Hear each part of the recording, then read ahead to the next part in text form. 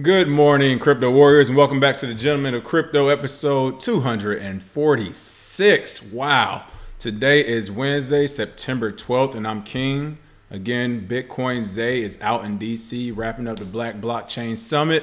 I know he was doing a few live streams on his Instagram, so hopefully he comes back. I believe he'll be back, what's today? Wednesday? He'll be back Friday morning, hopefully, with some new news and updates about all the stuff that's going on. He had a chance to see Max Kaiser speak. I saw him tweet him out and take a photo of him. Of course, Sinclair Skinner, who's also here on our show as well.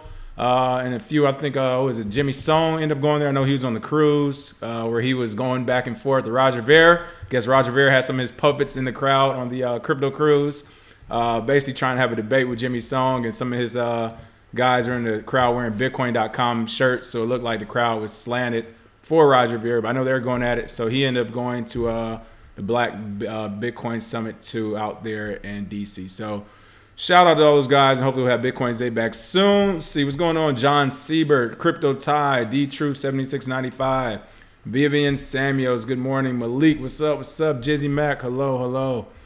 All right, for the free Satoshis, the winner is Leroy Forbes. Leroy had a great opinion on the Gemini stablecoin. I asked a couple days ago.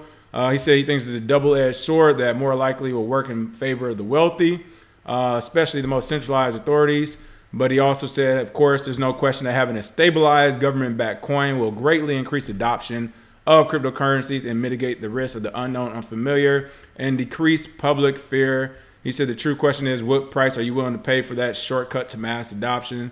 Of course, we talked about how taxpayers will be covering any and all losses across the board, since it's relatively new. But he also stated, with or without mass, a stablecoin mass adoption will happen, which is true. So all in all, it was a great answer. You hit on every aspect of that stablecoin. You guys go in our comment section and look at that. But Leroy Forbes, thanks for that. We'll send that to you. And another person I want to shout out in the comment section was Jay Harris. Jay Harris also had a great point, very similar about mass adoption. But his reply to Leroy Forbes is what I really like. He made a good point. He was like, hey, although taxpayers may be on the hook for this Winklevoss Gemini-backed stablecoin, if you're not a U.S. taxpayer, it doesn't affect you. So this is a win-win. And you know what? Jay is right. I'm not sure. I'm assuming Jay is a man the way he's speaking, but it might be a female, excuse me, male or female, whoever you are, Jay Harris. Great comment. They're like, whether or not the U.S. taxpayers pay for it or not, for the rest of the world, the Gemini stablecoin actually is a win. Especially, if it actually works and you do have taxpayers paying for it. So shout out to Jay Harris for that comment as well. It was a really good comment on to Leroy. So thank you both for those. All right. And let's see, not necessarily the top story. Before we get into the top story, something I just want to point out. Let me bring it up. This article cam, boom, there it is. If you're watching us live on YouTube, you can see the article cam up. What I have up right now is the price of Bitcoin last year, September 12, 2017. We've been speaking on panels this past week. I know Bitcoin Zay's out in DC. We were at the Men's Summit here in LA. And then Lamar shows on Wacoinda. But everyone has been saying to dump and get out before it's too late and you lose everything. All right, people, when you're dealing with any type of investment or a project, you will never lose everything unless you either A, sell at a loss, or B, the company or project goes under. So the only way you can truly lose everything in Bitcoin is if Bitcoin goes to zero and everyone is done with it. No one's using it anymore. Until then, you have not lost. You have to wait. But literally last year, September 12, 2017, Bitcoin had like a $500 drop. You can see here on September 3rd, it was $4,595. September 12th, it was 4,142. So was that about $400 or so drop? You can see the change was about negative 1.43% change. But the bottom line is, 1 year ago, Bitcoin was $2,000 and some change less. We are still winning.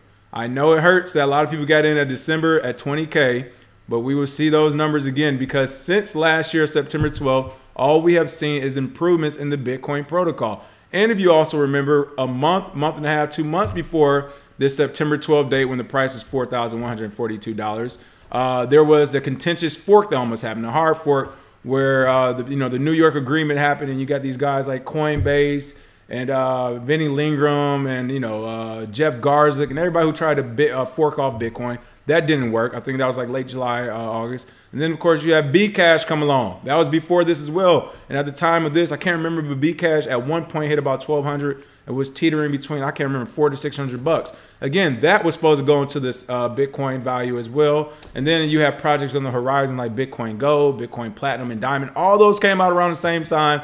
And yet last year, Bitcoin was at $4,142, an additional $3,142 increase from January 1st, 2017. So right now, when people are going crazy, just go to this website on investing.com. They have a historical data price chart. I always love to look at it so I can go back in dates. But yeah, we're still a couple $1,000s higher than we were this time last year with more technology and more adoption.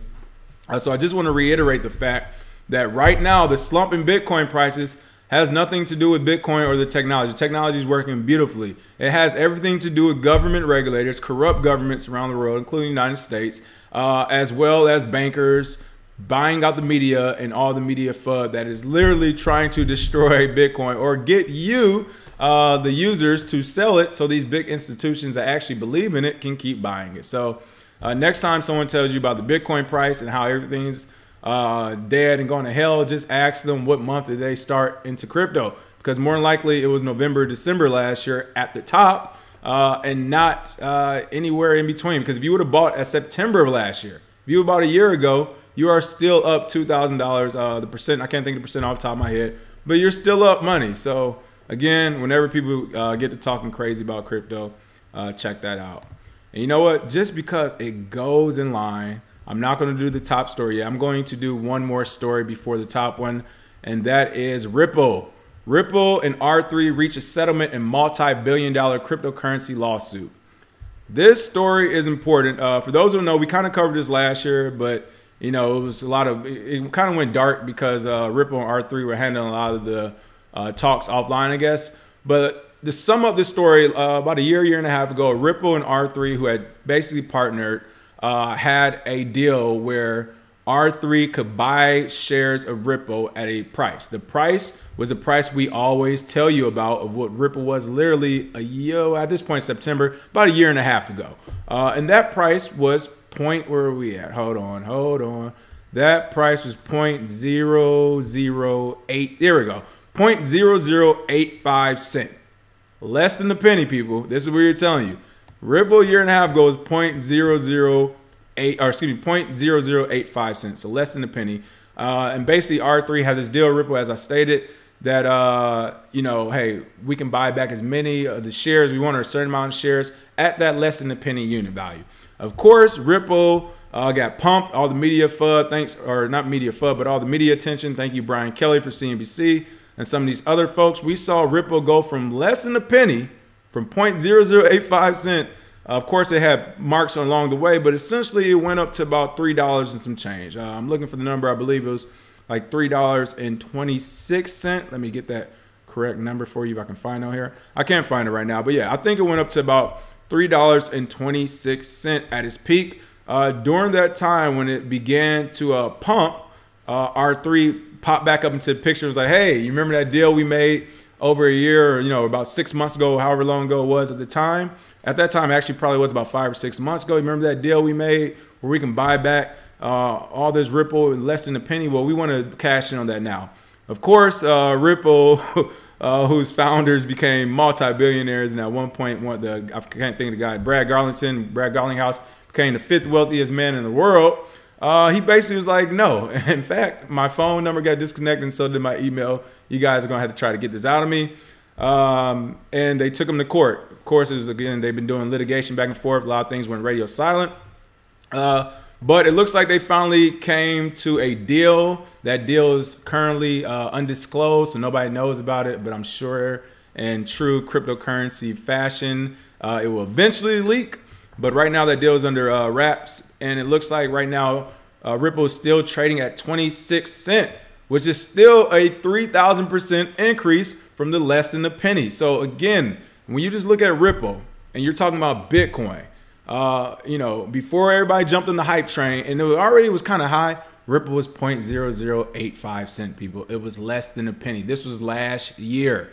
And it went from less than a penny to $3.26, and now it's back to 26 cents. So yes, if you bought in December when we were telling people not to buy Ripple because it should not have been that high, and people decided to buy $3 or whatever and was telling their friends and family, and right now they're looking at Ripple as a dead project, just like they are the rest of the cryptocurrency space. No, because if you bought at the beginning of the year, you're still up 3,000%. You won't get a 3,000% increase in a year, 2 years.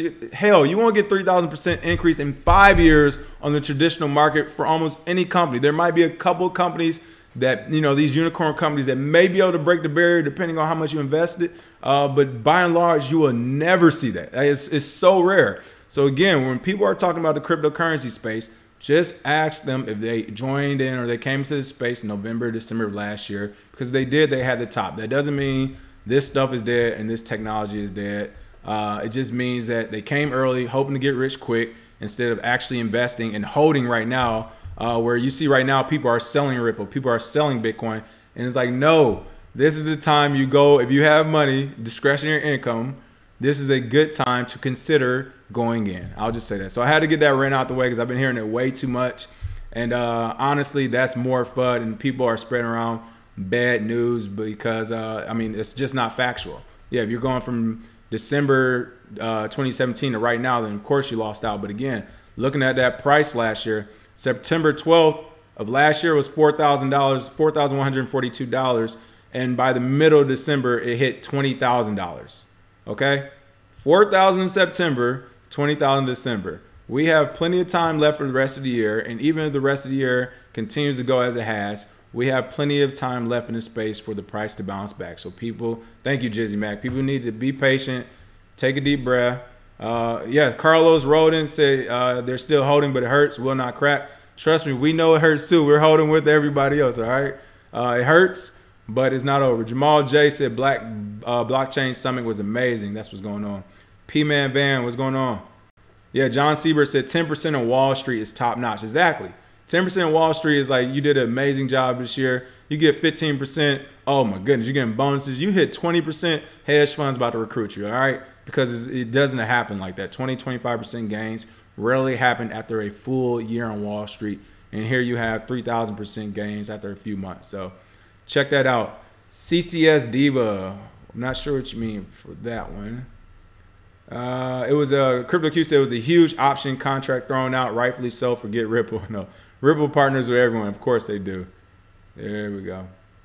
CryptoQ said I destroyed my MacBook. I literally cannot sell Bitcoin. It's physically impossible. Hello. There you go. Whenever you think about selling, destroy the MacBook. All right, but the top story, of course, where everybody's been talking about, even though people have been, again, a lot of FUD, a lot of confusion in these stories, which is why we break these stories down for these news trends, because unfortunately, the market is a psychological market. It has nothing to do with facts or technology, which is truly unfortunate. It's disheartening, as Bitcoin Zay would say. But, you know, top news story, New York judge rules security laws can apply to cryptocurrencies. Now, we saw this on Twitter yesterday. People were going crazy. People start selling Bitcoin and other things. But the fact of the matter is that is not actually what happened. And what appears to be the first U.S. court case to address the matter, a New York federal judge has ruled that U.S. security laws are applicable for prosecuting crypto fraud allegations. Reuters reported September 11th. Again, key words here is crypto fraud allegations. I'm going to be honest. You know, I'm all about policing ourselves. We don't need government regulators. However, I would say this is fair.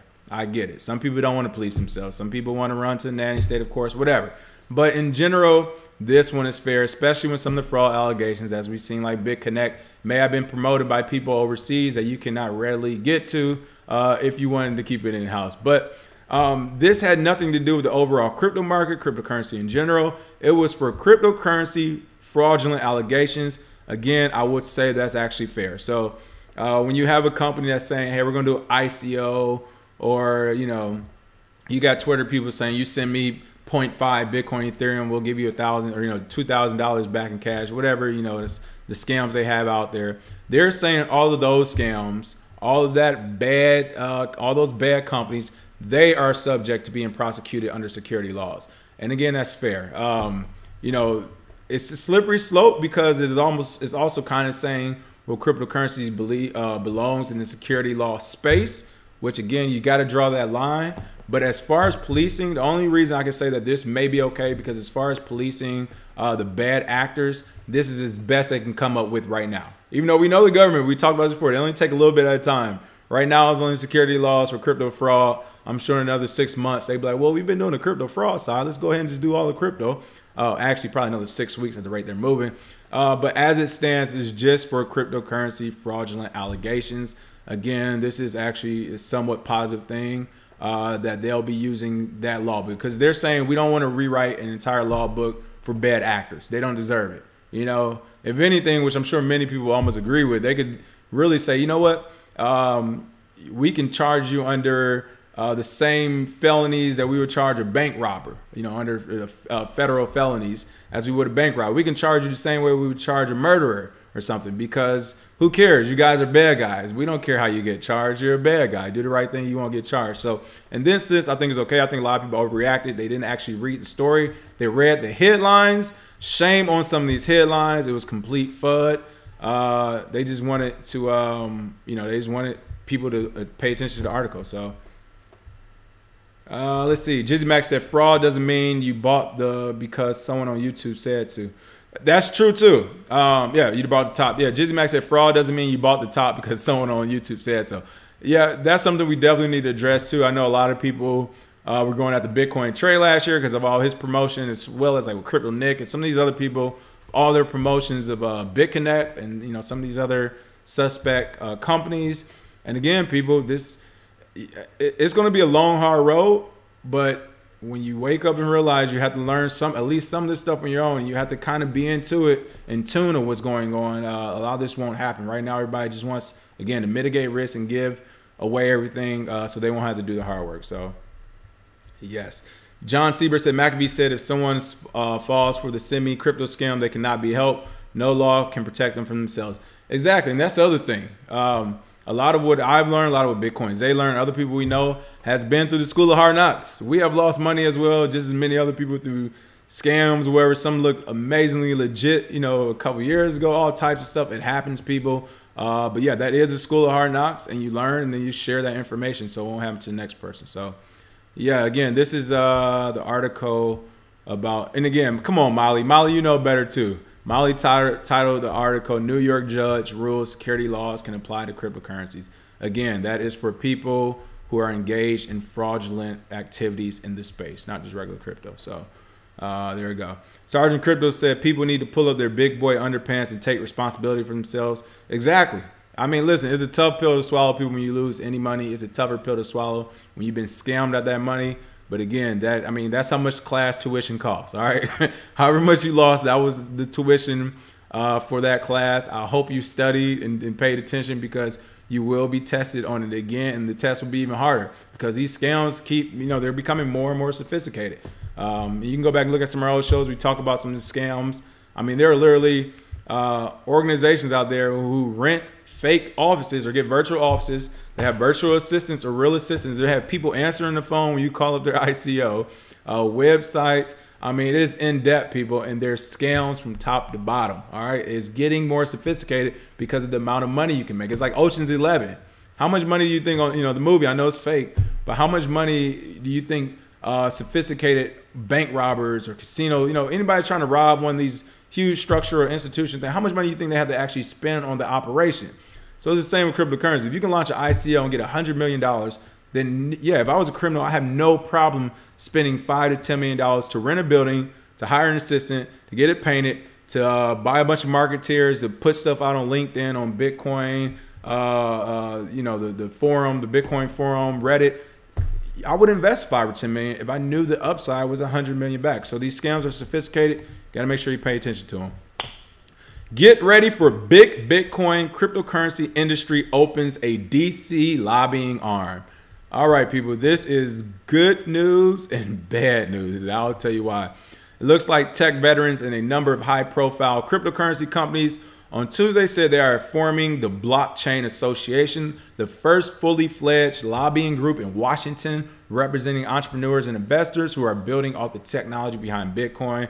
The initial companies are Coinbase, Circle, as well as some of the world's most popular virtual currency exchanges, as well as the tech startup Protocol Labs. Investors such as Digital Currency Group and Polychain Capital are all among the founding members.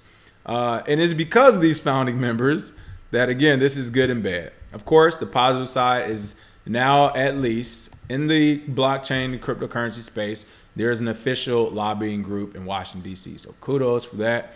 Somebody had to do it and get it started. So you know what? Can't be mad, especially as businesses. Slow clap, great job. The negative thing on this is that look at the names.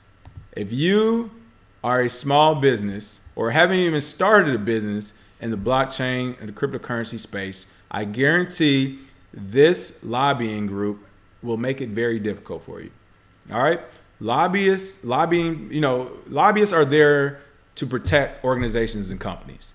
I'm not paying any of these lobbyists. Are you all paying any of these lobbyists? No. The people over at Coinbase, Brian Armstrong and his team, they're paying them. Circle, they are paying them. Digital Currency Group, Barry Silver, all these people, they're paying these people, not us. And it's because of that, they're going to leverage this lobbying group to basically get rid of the competition. And again, I understand it will be used to not only advance Bitcoin, blockchain, cryptocurrency, and all that good stuff. It will also be used to say, hey, we're your group, we're your guys and girls here already.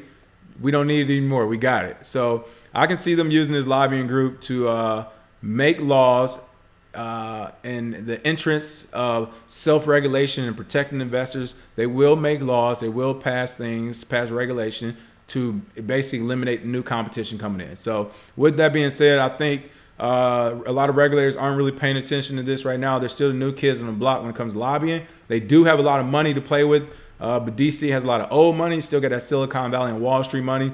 So I'll give us about 6 more months. But in about 6 months or so, expect to hear about this group again starting to shape regulation in the space. And I guarantee you it would not be good for small businesses, entrepreneurs, or people who aren't already established as multi-millionaires with the Lambos in the space. All right. I mean, that's what businesses do. Again, you have to look at who's paying these lobbyists. It's not the small guy, it's these big companies. And of course, Coinbase is basically a merger between Wall Street and crypto at this point. So something you want to pay attention to. Chinese government to use blockchain for tracking charity donations by 2019.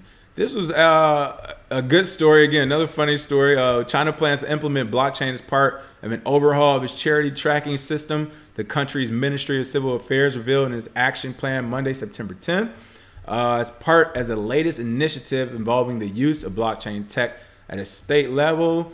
They basically plan to they want to explore the use of blockchain tech in charitable donations by charity tracking, transparent management, et cetera, and they plan to have this program up by 2019 and through 2022. Again, amazing idea. This is something we always talk about. It's like, hey, you can use blockchain to track everything now. Why don't we just do this? And it doesn't take any time. We can literally have this program up and running by 2019. Is what, 3-4 months away. Yeah, you can have a program up in 3 or 4 months that works. So ask yourself, why would the Chinese government, or any other government for that matter, want to use it to track charity donations instead of political donations or anything political? What you do with your tax money. That's what we want to use it for here. We want to see exactly where our tax money goes, exactly how contracts are bid on, who gets the winning bid, how often they get these winning bids, how much we're paying them, how much do their materials cost, how much do the salaries for those people who work for them cost. We want to be able to track all of that, but no. Chinese government tracking it using charity donations. I wouldn't be surprised if the United States and Russia follow right behind this in the next few months right after they launch it, because they want to track charity donations to ensure they're getting their tax money.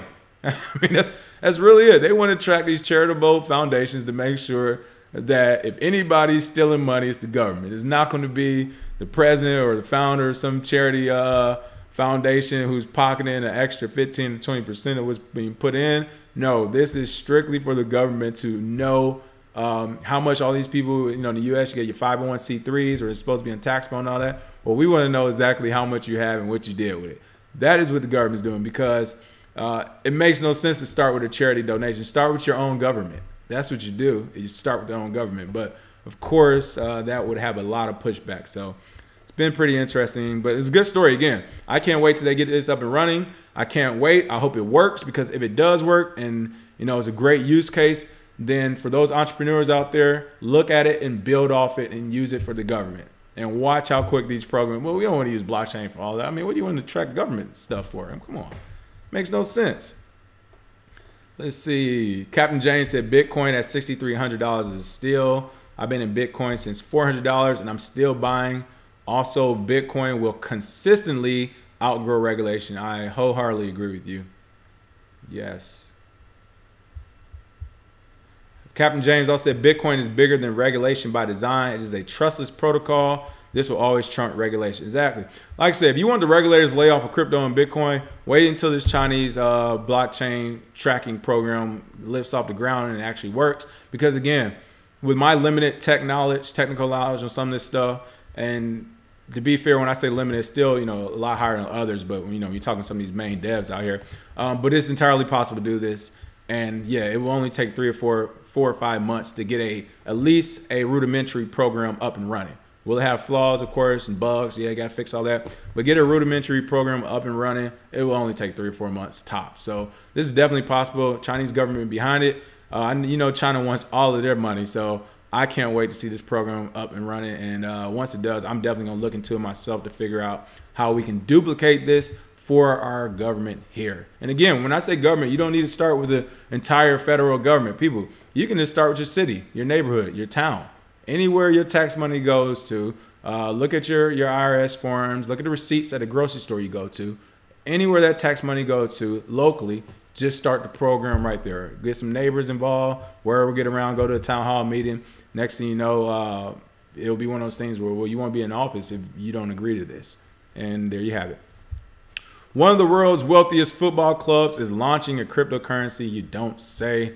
French soccer giant Paris Saint-Germain Football Club will launch its own cryptocurrency with a token offering that aims to incentivize its supporters over a blockchain. It looks like this development sees a new partnership between French League One club, PSG, and blockchain company Socios.com, which is based in Malta. You know, Malta's putting on.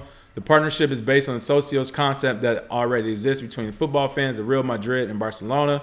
It looks like not only are they doing it, they're trying to get more people to do it. It looks like speaking exclusively to CCN, Chile's CEO Alex Dreyfus explained that the platform is looking forward to further collaboration with other top soccer clubs. He's being quoted as saying, "We are focusing on onboarding the biggest clubs in Europe, and in the coming weeks we'll announce other big clubs who will also be joining our platform outside of France. Our priority is clubs in the UK, Italy, Spain, and Germany." All right, this is kind of like LA Dodgers with their cards, even though their cards are a lot more altruistic. Let's see, what other clubs? Some of the NBA teams are trying to kind of jump on this. But bottom line, people, sport organizations, which have nothing to do with technology and cryptocurrency, can care less about technology and cryptocurrency. Sport organizations, clubs, and all that, however, do have some of the most intelligent business people in the world, period. They are dealing in multi-billion-dollar industries. And soccer might honestly be almost $1 trillion industry. I don't know. I haven't did my due diligence. But the fact of the matter is, they're not going to do it because they just love tech so much and cryptocurrency can change the world. They see the dollar signs. And hey, as a business, I get the move. Why not launch your own cryptocurrency for your soccer club? Why not launch it for the entire league? Why not make it so that the biggest sport in the world, the only way you can come see anybody play or buy anything inside of these stadiums is if you use our own crypto coin. So again, it's definitely as a business move, but hey, I get it. Good job to them. The only backside you have to watch out for is it being monopolized, basically. So if they do have their PSG coin or whatever soccer coin for all the soccer clubs out there, if they have one specific coin and then inflate prices for everything and say, well, the only way you can mess with this is if you have our coin, that may be harmful to the sport. And again, that's kind of one of those greed things that hopefully they can control, but we'll see. John Siebert said the EU, European Union, enacted Article 11 and 13 about copyright. There will be taxes from links, and big corporations will have to implement algorithm searching for picture or audio content that matches protected content. That's actually pretty interesting too. Yeah. So, and last but not least, a pretty funny story, but it has deep meaning. And they actually wrote about it. Miracle Whip hints at a Whipcoin ICO in a playful tweet. Mayonnaise brand Miracle Whip has taken a humorous poke at the crypto industry with a tongue-in-cheek tweet announcing its planned ICO, an initial condiment offering, not coin, condiment offering for a cryptocurrency called Whipcoin. If you're watching this on YouTube, you can see this tweet. They said, thinking about initial condiment offering, ... What do our new crypto friends think about Whipcoin? So this article points out, this article is on CCN. Not sure where the author is at. Let me see if it's at the bottom. Doesn't have the author on it, but it was written on CCN. And they made a point to say this is a sign of changing times. I agree. Miracle Whip, mayonnaise, and all that is owned by American food processing giant Kraft Heinz. Of course, ketchup. Just Miracle Whip itself has an annual sales of $160 million. And the corporation behind it is worth about $46 billion. So you have a mainstream corporation, an institution, joking about ICOs and crypto. This is good news. This is going to help mainstream adoption because I guarantee you there are plenty of people who buy Miracle Whip mayonnaise who know what ketchup is and Heinz is. It's a $46 billion corporation who have never heard of an ICO or cryptocurrency in general. So this is great news. It's good to see. This story points it out. They said, let's see. Fine, get one moment. Oh, now with reputable private firms like JP Morgan getting into crypto and engaging with the ICO market directly. I hate that they just put JP Morgan in that. Times are changing and retail brands now find it safe to engage with the crypto community online, albeit for purely promotional purpose for the time being. But they're right. At first, it wasn't even last year. There weren't any companies really doing this. The year before, it definitely weren't any companies. Your stock would sink faster than Elon Musk's smoking with Joe Rogan, even though it's legal in California. But no, seriously, it's it's one of those things where it wasn't a cool thing to do. It made it look like you were reckless and you didn't know what you're talking about. You're the crazy person in the company if you did anything with crypto all the way up until about a year ago, year before. But now, since people have seen the power of crypto, or at least the power of the price on it, or the return on investment, now it's a cool thing, or at least a playful thing to do. Again, these are the things that's going to help with mass adoption. I thought that was pretty cool to see, even though it was a joke. Again, it might be a joke to them, but somebody's going to see it who has no clue what a ICO is or a cryptocurrency is. They're going to say, I keep hearing about this cryptocurrency and this Bitcoin thing, and now my favorite Miracle Whip and ketchup maker is talking about it too. Let me find out what they're talking about. So that'll be pretty cool. Jamal J, nice. Jamal J said, can't wait until we put the police on the blockchain. Captain James said, while they're playing, they may raise millions. That's true. And that's the funny thing. People might actually buy the Miracle Whip. Talking about, I heard you had a condiment offering. I just want a piece of this. That's pretty funny. You know what? And that's what we're going to do for the free Satoshis today. Today, I want to know if you can put something on the blockchain, excluding government, since I talked about that today. If you can put something on the blockchain, it could be anything. It could be something funny, something serious. Jamal J said, please leave that in the comment section too, Jamal J. If you can put something in the blockchain, tell us what it would be and why. Again, short few sentences or however how long you want to make it. But just tell us what you want to do. Again, my thing is what I hope to see very soon in the next, hopefully 3 to 5 years, is at least local governments on blockchain so we can specifically see where our tax money go. Again, it's very possible to do that. It's not that difficult. It's as simple as, we can actually use the Bitcoin blockchain, but they wouldn't want to do that. But we can use any blockchain and just, again, it has to do with paying our taxes in crypto. Again, that's very possible as well.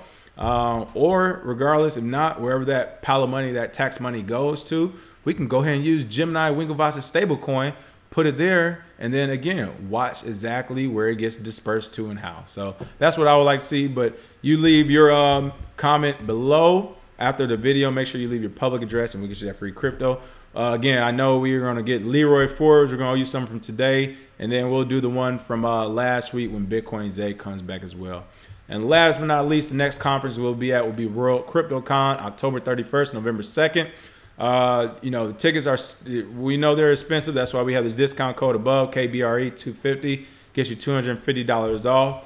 But don't wait too late, because if that price does rebound before this conference, they're definitely going to cut off the general admission price they have now and raise it. So if you're thinking about going, you have it, jump in. If not, you know we'll be there to report on all things crypto for you. Until tomorrow, cheers and have a great day, everyone.